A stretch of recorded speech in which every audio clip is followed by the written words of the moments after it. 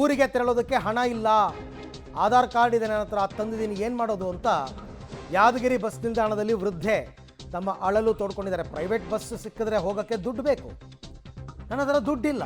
ಬೆಂಗಳೂರಿನಿಂದ ಯಾದಗಿರಿಗೆ ಲಕ್ಷ್ಮೀಬಾಯಿ ಅವರು ಬಂದಿದ್ದಾರೆ. ಸೇಡಂ ತಾಲೂಕಿನ ಅಡಕಿ ಗ್ರಾಮಕ್ಕೆ ಹೋಗ್ಬೇಕಂತ ಅವರು. ನೋಡಿ, ಇಲ್ಲಿಂದ ಫ್ರೀ ಬಸ್ಸಲ್ಲಿ ಹೋಗಿದ್ದಾರೆ, ಅಲ್ಲಿಂದ ಮುಂದಕ್ಕೆ ಹೋಗೋಕ್ಕೆ ಬಸ್ ಇಲ್ಲ. ಸರ್ಕಾರಿ ಬಸ್ ಇಲ್ದೇ ನಿಲ್ದಾಣದಲ್ಲೇ ಪಾಪ ಕೂತಿದ್ದಾರೆ. ನಮಗೇನಪ್ಪ ಗೊತ್ತು ದುಡ್ಡು ಕೊಟ್ಟು ಹೋಗಬೇಕು ಅಂತ, ನಮಗೆ ಗೊತ್ತಿಲ್ಲ, ಬಸ್ ಇರುತ್ತೆ ಅನ್ಕೊಂಡು ಬಂದ್ವಿ. ಹಾಗನ್ಬಿಟ್ಟು ಈಗ ಅದೇ ಹೇಳಿದ್ನಲ್ಲ, ಅತಂತ್ರ ಸ್ಥಿತಿ. ವಾಪಸ್ಸು ಈ ಕಡೆಗೂ ಬರೋಕ್ಕಾಗಲ್ಲ, ಆ ಕಡೆಗೂ ಹೋಗೋಕ್ಕಾಗಲ್ಲ. ಏನಿದೆ ನಿಮ್ಮ ಹತ್ರ ಅಂದರೆ ದುಡ್ಡಿಲ್ಲ, ಆಧಾರ್ ಕಾರ್ಡ್ ಇದೆ, ಇದನ್ನು ತೋರಿಸ್ಬಿಟ್ಟು ಬಸ್ಸಲ್ಲಿ ಪ್ರಯಾಣ ಮಾಡಬೇಕು. ಈಗ ನೋಡಿದ್ರೆ ಬಸ್ ಇಲ್ಲ ಅಂತಾರೆ, ಪ್ರೈವೇಟ್ ಬಸ್ಸು ಕೊಡೋಕ್ಕೆ ದುಡ್ಡಿಲ್ಲ. ಪರಿಸ್ಥಿತಿ ಹೀಗಿದೆ. ಬೆಂಗಳೂರಿನಿಂದ ಇಲ್ಲಿಗೆ ಯಾದಗಿರಿಗೆ ಬಂದೀವಿ. ಯಾದಗಿರಿಲಿಂದ ಸೇಡಂಗೆ ಹೋಗ್ಬೇಕು, ಸೇಡಂನಿಂದ ಅಡಕಿಗೆ ಹೋಗ್ಬೇಕು. ಈಗ ಇಲ್ಲಿ ಬಸ್ ಬಂದಾಗ್ಯಾವ. ನಾವೇನೋ ಆಧಾರ್ ಕಾರ್ಡ್ ಇಲ್ದದಕ್ಕೆ ನಮಗೆ ರೊಕ್ಕ ಕೊಟ್ಟಿಲ್ಲ. ನಾವು ರೊಕ್ಕ ಕೊಡ್ಲಾರ್ದ ಬಸ್ಸಿಗೆ ಹೋಗ್ತಿರಲ್ಲ ಪಿರಿ ಅಂತ ರೊಕ್ಕ ಕೊಟ್ಟಿಲ್ಲ. ಈಗ ಬಸ್ಗಳು ಬಂದಾಗ್ಯಾವ. ಯಾವ್ದಾನ ಆಟೋಗಳಿಗೆ ಹೋಗೋಮಂದ್ರೂ ರೊಕ್ಕ ಇಲ್ಲ.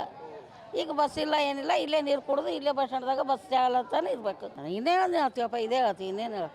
ಇಲ್ಲೇ ಬಂದು ಕುಂದ್ರಕ್ಕಾಗ್ಯದ. ಪಿರಿ ಅಂತಂದೆ ನಮಗೆ ರೊಕ್ಕ ಕೊಡಲಿಲ್ಲ. ಇಲ್ಕರೆ ನಾನು ರೊಕ್ಕ ಕೊಡ್ತಿದ್ರು, ಯಾವ್ದಕ್ಕನ ಹೋಗ್ತಿದ್ದೆವು. ಇವಾಗ ಇಷ್ಟು ಮಾಡ್ಕೇಸಿ ನಮ್ಗೆ ಇಷ್ಟು ಪರಿಶಾನ ಆಗ್ಯದ. ಕೊಟ್ಟಿಲ್ಲ ರೊಕ್ಕ ಜಾಗ ಕೊಟ್ರೆ 230 ರೂಪಾಯಿ ಕೊಟ್ರೆ ಮತ್ತೆ ಬರೋ ಮುಂದೆ ಅವು ಇವು ನಮಗೆ ಎಲ್ಲಿಗೆ ಆಯಿತು, ತಂಬಗೆ ಆಯಿತು. ಈಗ ಬರೋ ಮುಂದೆ ಆಟೋಗಳಿಗೆ ಆ ಕಡೆ ನಿಂತ ಮತ್ತು ಆ ಕಡೆ ಆಟೋಗಳಿಗೆ ಖಾಲಿ ಆಗ್ಯಾವೆಲ್ಲ. ಖಾಲಿ ಆದಕ್ಕೆ ಇಷ್ಟ ತನಕ ಕುಂತೀವಿ. ಇಲ್ಕರೆ ಯಾವ್ದಾನ ಆಟೋ ಮಾಡ್ಕೊಂಡು ಹೋಗ್ತಿದ್ದೆವು.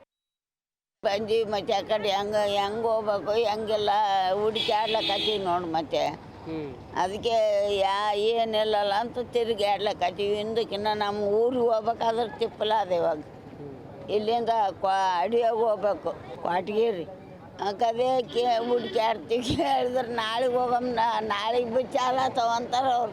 ಈಗ ನೀವು ದವಾಖಾನಿಗೆ ಬಂದಿರಿ? ಹಾಂ, ದವಾಖಾನೆಗೆ ಯಾರಿಗೆ ಆರಾಮಿಲ್ಲ? ನಮ್ಮ ಮಗಳಿಗೆ ಆರಾಮಿಲ್ಲ, ನನಗೆ ಆರಾಮಿಲ್ಲ. ಈಗ ದವಾಖಾನಿಗೆ ಇಲ್ಲಿ ಬಂದಿರಿ, ವಾಪಸ್ ಊರಿಗೆ ಹೋದ್ವಿ ಕಷ್ಟ ಈಗ. ತಿಪ್ಪಲಾಗ್ಯದ ನೋಡಿ. ಏನು ಮಾಡ್ಬೇಕಂತೀರಿ ಸರ್ಕಾರ? ಏನು ಮಾಡ್ಬೇಕು, ನಾವೇನು ಮಾಡ್ಬೇಕು? ಪಾಪ ವೃದ್ಧರು ಕೆಲವು ಗೊತ್ತಾಗಲ್ಲ, ಎಲ್ಲೆಲ್ಲೋ ಹೋಗಬೇಕಾಗಿರುತ್ತೆ, ಬಂದ್ಬಿಡ್ತಾರೆ, ಅವ್ರಿಗೆ ವಿಚಾರಣೆ ಗೊತ್ತಿರಲ್ಲ. ಗ್ರಾಮೀಣ ಭಾಗದಲ್ಲಿ ಈ ಸಮಸ್ಯೆಗಳು ಜಾಸ್ತಿ. ಹೀಗೆ ಮಧ್ಯದಲ್ಲಿ ಬಂದು ಸಿಕ್ಕಾಕೊಂಡು ಬಸ್ಗಳ ಫೆಸಿಲಿಟಿ ಇಲ್ಲ, ಗೌರ್ನಮೆಂಟ್ ಬಸ್ಸು, ಅದರಲ್ಲೂ ಫ್ರೀ ಬಸ್ಸು. ಸೊ ಹಾಗಾಗಿ ಇಂಥ ಪರಿಸ್ಥಿತಿಗಳಲ್ಲಿ ನಾವೇನು ಮಾಡಬೇಕು? ಯಾಕೆ ಸರ್ಕಾರ ಹೀಗೆ ನಡ್ಕೋತಾ ಇದೆ? ಅವ್ರಿಗೂ ಕೂಡ ಸಂಬಳ ಕೊಟ್ಟರೆ ತಾನೇ ಅವರು ಹೆಂಡತಿ ಮಕ್ಕಳನ್ನು ಸಾಕಕ್ಕೆ ಸಾಧ್ಯ ಅಂತ ಕೆಲವರೆಲ್ಲ ಮಾತಾಡ್ತಾರೆ.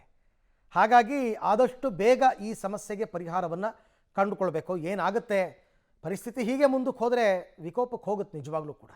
ಏನು ಮಾಡ್ತಾರೆ ಸರ್ಕಾರದವರು ಅಂತ ನೋಡೋಣ.